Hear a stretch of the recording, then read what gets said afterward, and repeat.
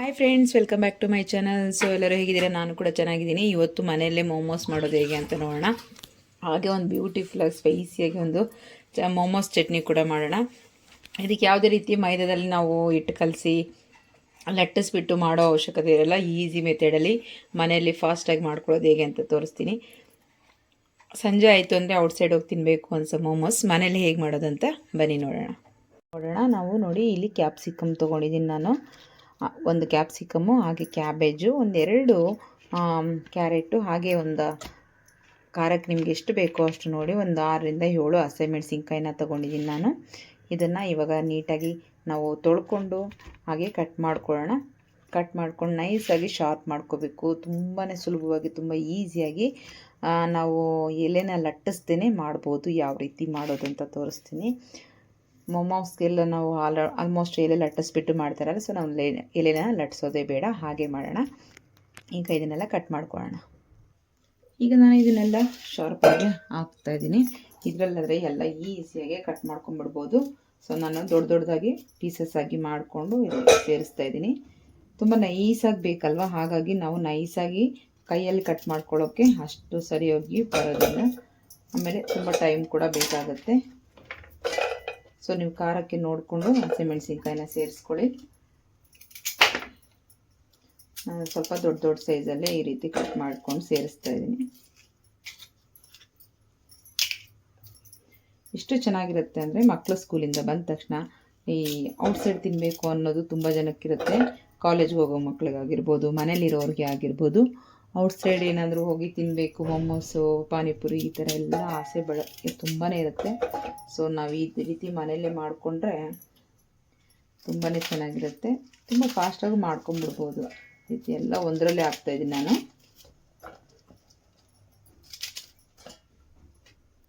ಇದೀಗ ಫುಲ್ ಆಯಿತು. ಜಸ್ಟ್ ಸ್ವಲ್ಪ ಶಾರ್ಪ್ ಮಾಡಿ ನಂತರ ನಾವು ಕ್ಯಾಪ್ಸಿಕಮ್ನ ಸೇರಿಸ್ಕೊಂಡ್ಬಿಡೋಣ.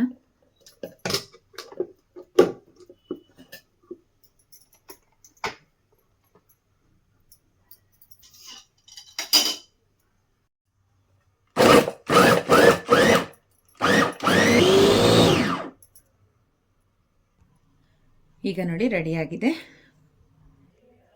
ಈಗ ಒಂದು ಪ್ಯಾನ್ ಇಟ್ಕೊಂಡಿದ್ದೀನಿ. ಇದಕ್ಕೆ ಸ್ವಲ್ಪ ಆಯಿಲ್ನ ಸೇರಿಸ್ಕೊಳ್ಳೋಣ. ಈಗ ನಾವು ಆಲ್ರೆಡಿ ಮಿಕ್ಸಿ ಮಾಡಿ ಇಟ್ಕೊಂಡಿರುವಂತಹ ಎಲ್ಲ ಸೇರಿಸ್ಕೊಳ್ಳೋಣ. ಸ್ವಲ್ಪ ನೈಸಾಗಿ ಮಾಡಿಕೊಂಡ್ರೆ ಇದಕ್ಕೆ ನಾವು ಉಂಡೆ ಮಾಡ್ಕೊಳ್ಳೋಕ್ಕೆ ತುಂಬ ಚೆನ್ನಾಗಾಗುತ್ತೆ. ಹಾಗಾಗಿ ನಾನು ಸ್ವಲ್ಪ ಜಾಸ್ತಿ ನೈಸಾಗಿ ಮಾಡ್ಕೊಂಡಿದ್ದೀನಿ. ಇದಕ್ಕೆ ಇನ್ನು ಬೆಳ್ಳುಳ್ಳಿ ಹಾಗೆ ಈರುಳ್ಳಿ ಕೂಡ ಬೇಕು, ಅದನ್ನು ಕೂಡ ಶಾರ್ಪ್ ಮಾಡ್ಕೋಬೇಕು.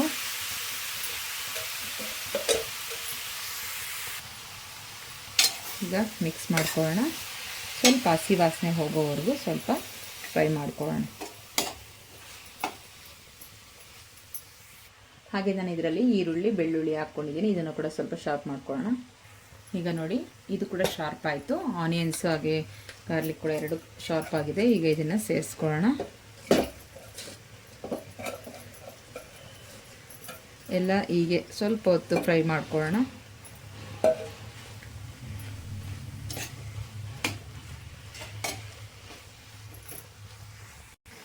ಈಗ ಇದಕ್ಕೆ 1 ಟೇಬಲ್ ಸ್ಪೂನಷ್ಟು ಕಾಳು ಮೆಣಸು ಪುಡಿ, ಪೆಪ್ಪರ್ ಪೌಡರ್ ಹಾಕ್ತಾಯಿದ್ದೀನಿ.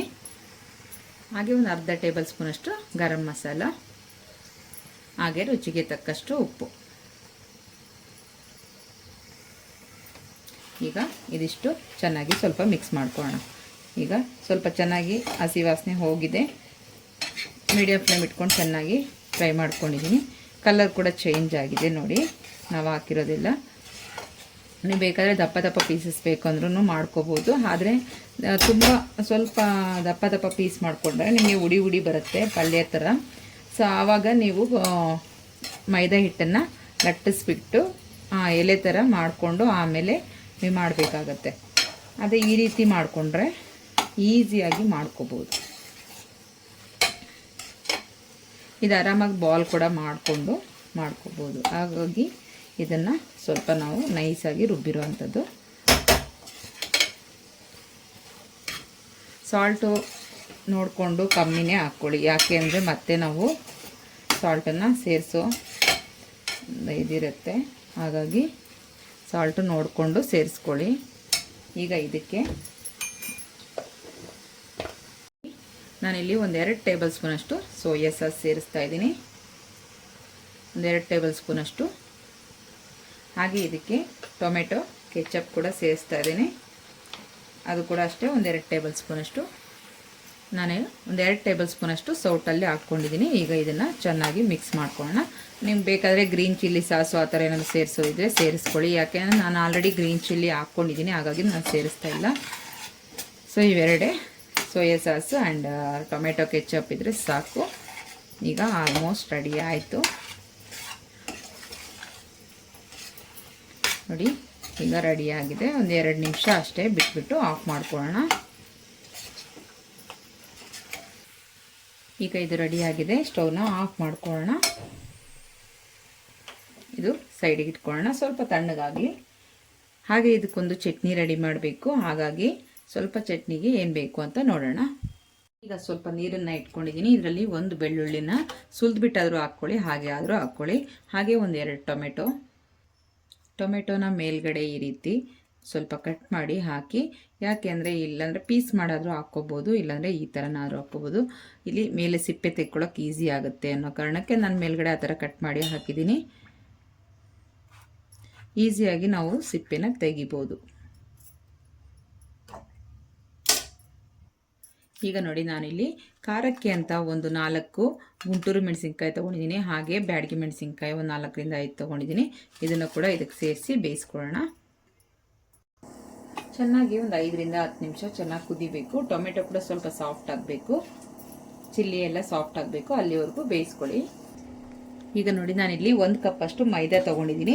ಈ ಮೈದಾದಲ್ಲಿ ನಾವೀಗ ಸ್ವಲ್ಪ ಸಾಲ್ಟನ್ನು ಮಿಕ್ಸ್ ಮಾಡ್ಕೊಳ್ಳೋಣ. ನಾವು ಆಲ್ರೆಡಿ ಒಳಗಡೆ ಫಿಲ್ ಮಾಡೋದಕ್ಕೂ ಅದಕ್ಕೂ ಸಾಲ್ಟ್ ಹಾಕಿದ್ದೀವಿ. ಈಗ ಇದಕ್ಕೆ ಸ್ವಲ್ಪ ಮಟ್ಟಿಗೆ ಸಾಲ್ಟನ್ನು ಹಾಕ್ಕೊಳ್ಳೋಣ. ಜಾಸ್ತಿ ಏನು ಬೇಡ, ಸ್ವಲ್ಪ ಮಾತ್ರ ಸೇರಿಸ್ತಾ ಇದ್ದೀನಿ. ಈಗ ಇದನ್ನು ಚೆನ್ನಾಗಿ ಮಿಕ್ಸ್ ಮಾಡ್ಕೊಳ್ಳೋಣ.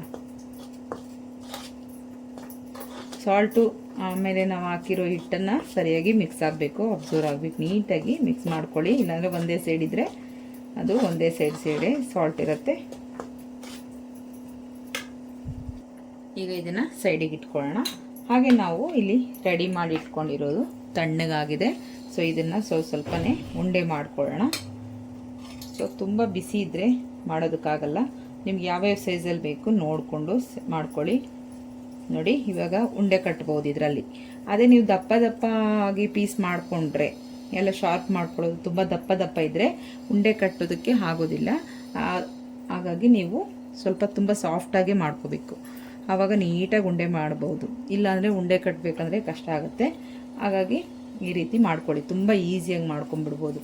ಈ ರೀತಿ ಚಿಕ್ಕ ಚಿಕ್ಕ ಬಾಲ್ಸ್ ಆಗಿ ಮಾಡಿಟ್ಕೊಳ್ಳೋಣ.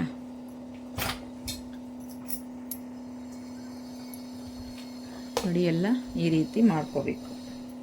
ಒಂದೇ ಸೈಜಲ್ಲಿ ಮಾಡ್ಕೊಳ್ಳಿ, ಪರವಾಗಿಲ್ಲ. ಒಂದು ದೊಡ್ಡದು ಚಿಕ್ಕದಾದರೂ ಏನು ಅಭ್ಯಂತರ ಇರಲ್ಲ. ಸೊ ಮನೇಲಿ ತಾನೇ ತಿನ್ನೋದಕ್ಕೆ ಅಂತ. ಬಟ್ ನೋಡೋದಕ್ಕೆ ನಮಗೊಂದು ಸ್ವಲ್ಪ ಚೆನ್ನಾಗಿರುತ್ತೆ ಅನ್ನೋ ಕಾರಣಕ್ಕೆ ಸ್ವಲ್ಪ ಹೆಚ್ಚು ಕಮ್ಮಿ ಎಲ್ಲ ಒಂದೇ ರೀತಿ ಇದ್ದರೆ ಚೆನ್ನಾಗಿರುತ್ತೆ ಅನ್ನೋ ಕಾರಣಕ್ಕೆ ಅಷ್ಟೇ ಈ ರೀತಿ ಎಲ್ಲದನ್ನು ಮಾಡ್ಕೊಳ್ಳೋಣ.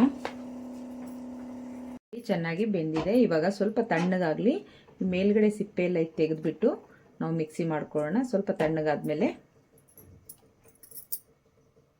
ಹಾಗೆ ನೋಡಿ, ಎಲ್ಲದನ್ನು ಈ ರೀತಿ ಉಂಡೆ ಮಾಡಿ ಇಟ್ಕೋಬೇಕು. ಈಸಿಯಾಗಿ ಆಗುತ್ತೆ, ಬೇಗ ಮಾಡ್ಕೊಳ್ಳೋಣ. ಈಗ ಸ್ಟವ್ನ ಆನ್ ಮಾಡ್ಕೊಳ್ತಾ ಇದ್ದೀನಿ. ನಾನು ನೀರು ಹಾಕಿಟ್ಟಿದ್ದೀನಿ. ಈಗ ಒಂದು ಸ್ಟ್ರೀಮರ್ ಇಟ್ಕೊಂಡಿದ್ದೀನಿ. ನಾನು ಅನ್ಬಾಕ್ಸಿಂಗ್ ವಿಡಿಯೋ ಮಾಡಿದ್ನಲ್ಲ, ಸೊ ಈ ರೀತಿ ಐಟಮ್ಗಳನ್ನ ತೊಗೊಂಡ್ರೆ ನನಗೆ ಎಷ್ಟು ಯೂಸ್ಫುಲ್ ಆಗುತ್ತೆ ಅಂತ. ಸೊ ನೋಡಿ, ಇದಕ್ಕೆಲ್ಲ ಯೂಸ್ ಆಗುತ್ತೆ. ಸೊ ಇವಾಗ ನೀರು ಸ್ವಲ್ಪ ಕುದಿ ಬರಲಿ, ಅಷ್ಟರಲ್ಲಿ ನಾವು ಈಗ ನೋಡಿ, ನಾನು ಇಲ್ಲಿ ಉಂಡೆಗಳು ಮಾಡಿ ಇಟ್ಕೊಂಡಿದ್ದೀನಲ್ವ. ಸೊ ಇದರಲ್ಲಿ ಒಂದೊಂದು ಉಂಡೆ ತೆಕ್ಕೊಂಡು ನೀಟಾಗಿ ನಾವು ಇಲ್ಲಿ ನೋಡಿ ಮೈದಾದಲ್ಲಿ ಹಾಕ್ಕೊಳ್ಳೋಣ. ಇದಕ್ಕೆ ಎಷ್ಟು ಹಿಡಿಸುತ್ತೋ ಅಷ್ಟು ರೋಲ್ ಮಾಡ್ಕೊಳ್ಳಿ. ಈ ರೀತಿ ನೋಡಿ, ಈ ರೀತಿ ಚೆನ್ನಾಗಿ ಅಲ್ಲಾಡಿಸ್ಬಿಟ್ಟು ರೋಲ್ ಮಾಡ್ಕೊಳ್ಳಿ ಈ ರೀತಿ. ಈಗ ಇದನ್ನು ಈಗ ನೀರಲ್ಲಿ ಹಾಕ್ಕೊಳ್ಳೋಣ. ಮತ್ತೆ ಅದನ್ನು ತೆಕ್ಕೊಳ್ಳೋಣ. ನೀರಿಂದ ತೆಕ್ಕೊಂಡು ನಾವು ಮತ್ತೆ ಹೀಗೆ ರೋಲ್ ಮಾಡ್ಕೋಬೇಕು.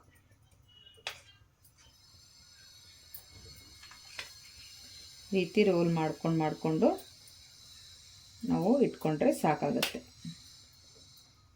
ಯಾವುದೇ ರೀತಿ ನಾವು ಇದನ್ನು ಮೈದಾದಲ್ಲಿ ಎಲೆಗಳನ್ನ ಮಾಡಿ ಅಂದರೆ ಲಟ್ಟಿಸ್ಬಿಟ್ಟು ಆಮೇಲೆ ಮಾಡ್ಕೋಬೇಕು ಅಂತ ಏನಿಲ್ಲ.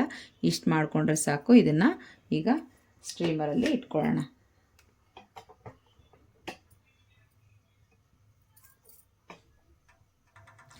ಒಂದೊಂದಾಗೆ ಸೇಮ್ ಅದೇ ಪ್ರಾಸೆಸ್ಸಲ್ಲಿ ಮಾಡ್ಕೊಳ್ಳೋಣ. ನೋಡಿ, ನೀಟಾಗಿ ಮೈದಾದಲ್ಲಿ ರೌಂಡ್ ಮಾಡ್ಕೊಳ್ಳಿ. ಮತ್ತು ನಾವು ನೀರಲ್ಲಿ ಹಾಕ್ಕೋಬೇಕು ಈ ರೀತಿ. ನಂತರ ಹಾಗೆಯೇ ಮತ್ತೆ ಸ್ಪೂನಲ್ಲಿ ತೆಕ್ಕೊಂಬಿಡಿ. ಈ ರೀತಿ ತೆಕ್ಕೊಂಡು ಮತ್ತೆ ರೋಲ್ ಮಾಡಬೇಕು ಈ ರೀತಿ. ಆವಾಗ 1-2 ಕೋಟು ಚೆನ್ನಾಗಿ ಅಂಟ್ಕೊಳ್ಳುತ್ತೆ. ಸೊ ಇದನ್ನು ಮತ್ತೆ ನಾವು ಈ ರೀತಿ ಮಾಡಿ ಎಕ್ಸ್ಟ್ರಾ ಇದ್ದಿದ್ದು ಮೈದಾ ಎಲ್ಲ ಬಿದ್ದೋಗುತ್ತೆ. ಸೊ ಇದನ್ನು ಮತ್ತೆ ನಾವು ಸ್ಟ್ರೀಮರಲ್ಲಿ ಇಟ್ಕೋಬೇಕಾಗತ್ತೆ. ಹೀಗೇ ಎಲ್ಲದನ್ನು ಮಾಡ್ಕೊಳ್ಳೋಣ. ಈಗ ಸ್ವಲ್ಪನೇ ಮಾಡಿ ಇಟ್ಕೋತಾ ಇದ್ದೀನಿ ಈ ರೀತಿ. ಸೊ ಎಲ್ಲದನ್ನು ನಾವು ಅದೇ ಪ್ರೊಸೀಜರಲ್ಲಿ ಮಾಡಿಟ್ಕೋಬೇಕು. ನೀರು ಕೂಡ ಚೆನ್ನಾಗಿ ಬಿಸಿಯಾಗಿದೆ. ಈಗ ಎಲ್ಲದನ್ನು ಹಾಕಿದ್ದಾಯಿತು. ಈಗ ಕ್ಲೋಸ್ ಮಾಡಿ ನಾವು ಒಂದು 10-15 ನಿಮಿಷ ಮಾತ್ರ ಬಿಡೋಣ, ಸಾಕು. ಈಗ ನಾನು ಕ್ಲೋಸ್ ಮಾಡಿದ್ದೀನಿ. ಒಂದು 15 ನಿಮಿಷ ಆದಮೇಲೆ ನೋಡೋಣ. ರೆಡಿಯಾಗಿರುತ್ತೆ, ನೋಡೋಣ. 10-15 ನಿಮಿಷ ಇಟ್ಟರೆ ಸಾಕು. ನೋಡಿ, ಈ ರೀತಿ ಎಲ್ಲ ಸ್ಟೀಮ್ ಆಗಿರುತ್ತೆ. ಇವಾಗ ತಣ್ಣಗಾದ್ಮೇಲೆ ತೆಗಿಬೇಕು. ಬಿಸಿ ಇದ್ದಾಗ ತೆಗಿಬಾರ್ದು, ಮೆತ್ತಗಾಗ್ಬಿಟ್ಟಿರುತ್ತೆ. So full ತಣ್ಣಗಾಗಬೇಕು. ತಣ್ಣಗಾದ್ಮೇಲೆ ನೀವು ತೆಕ್ಕೋಬೇಕಾಗತ್ತೆ. ಮಿಕ್ಸಿ ಮಾಡ್ಕೊಳ್ಳೋಣ. ನೋಡಿ, ಚೆನ್ನಾಗಿ ಸಾಫ್ಟ್ ಆಗಿದೆ ಒಣಮೆಣಸಿನ್ಕಾಯಿ ಎಲ್ಲ. ಹಾಗೆ ಬೆಳ್ಳುಳ್ಳಿ ನೋಡಿ, ಈ ರೀತಿ ಆಲ್ರೆಡಿ ಬೆಂದೋಗಿರುತ್ತಲ್ಲ, ಜಸ್ಟ್ ಈಗ ಮಾಡಿಕೊಂಡ್ರೆ ಸಿಪ್ಪೆ ಬಂದುಬಿಡುತ್ತೆ. ನಮಗೆ ತೆಕ್ಕೊಂಬಿಡ್ಬೋದು. ಸಿಪ್ಪೆ ತೆಗೆದುಬಿಟ್ಟೆ ನಾವು ಹಾಕ್ಕೋಬೋದು. ನೋಡಿ, ಈ ರೀತಿ ಸಿಪ್ಪೆನ ಹಿಂಗೆ ಸ್ವಲ್ಪ ಮ್ಯಾಶ್ ಮಾಡೋ ಥರ ಮಾಡಿದ್ರೆ ಸಿಪ್ಪೆ ಬಂದುಬಿಡುತ್ತೆ. ಎಕ್ಸ್ಟ್ರಾ ಸಿಪ್ಪೆ ತೆಗೆದುಬಿಟ್ಟು ನಾವು ಹಾಗೆ ಹಾಕ್ಕೊಂಡ್ರೆ ಸಾಕು.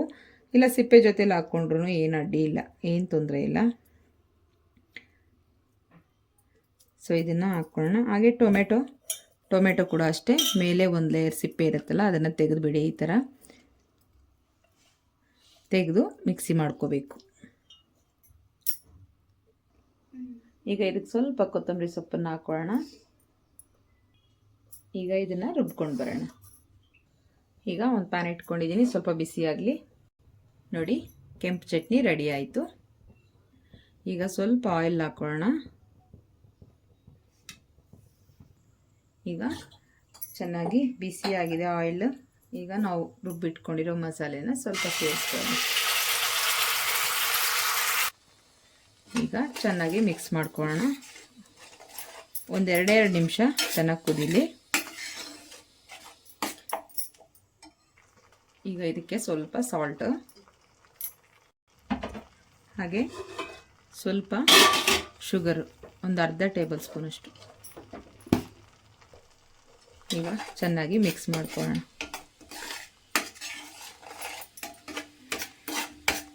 ಸ್ವಲ್ಪ ಲೋ ಫ್ಲೇಮ್ ಇಟ್ಕೊಂಡೇ ಮಾಡ್ಕೊಳ್ಳಿ, ಅಲ್ಲಾಂದರೆ ಎಲ್ಲ ಮೇಲೆ ಸಿಡಿದು ಬಿಡುತ್ತೆ. ಈಗ ರೆಡಿ ಆಯಿತು. ಇದು ಬೌಲ್ಗೆ ಸರ್ವ್ ಮಾಡ್ಕೊಳ್ಳೋಣ. ಈಗ ಮೊಮೋಸ್ ಜೊತೆ ಕೆಂಪು ಚಟ್ನಿ ಕೂಡ ರೆಡಿಯಾಗಿದೆ. ಸೊ ಹೋಮ್ ಮೇಡಾಗಿ ಯಾವ ರೀತಿ ಮಾಡ್ಕೊಳ್ಳೋದು ಅಂತ ನೋಡಿ. ಹಾಗೆ ಒಂದು ಸ್ವಲ್ಪ ಕೊತ್ತಂಬರಿ ಸೊಪ್ಪು ಹಾಕಿದ್ದೀನಿ ಗಾರ್ನಿಷ್ಗೋಸ್ಕರ. ಸೊ ನಿಮಗೆಲ್ಲರಿಗೂ ಈ ವಿಡಿಯೋ ಇಷ್ಟ ಆಗಿದೆ ಅಂದ್ಕೊತೀನಿ. ಹಾಗೆ ಒಂದು ಟೇಸ್ಟ್ ಕೂಡ ಮಾಡಿ ನೋಡೋಣ ಹೇಗಾಗಿದೆ ಅಂತ ಹೇಳಿ. ಬಿಸಿ ಇದೆ. ಸೊ ನಿಮಗೆಲ್ಲರಿಗೂ ಈ ವಿಡಿಯೋ ಇಷ್ಟ ಆಗಿದೆ ಅಂದ್ಕೊತೀನಿ. Thank you for watching. ಮತ್ತೆ ಸಿಗೋಣ ನೆಕ್ಸ್ಟ್ ವಿಡಿಯೋದಲ್ಲಿ. ಅಲ್ಲಿವರೆಗೂ ಟೇಕ್ ಕೇರ್, ಬಾಯ್ ಬಾಯ್.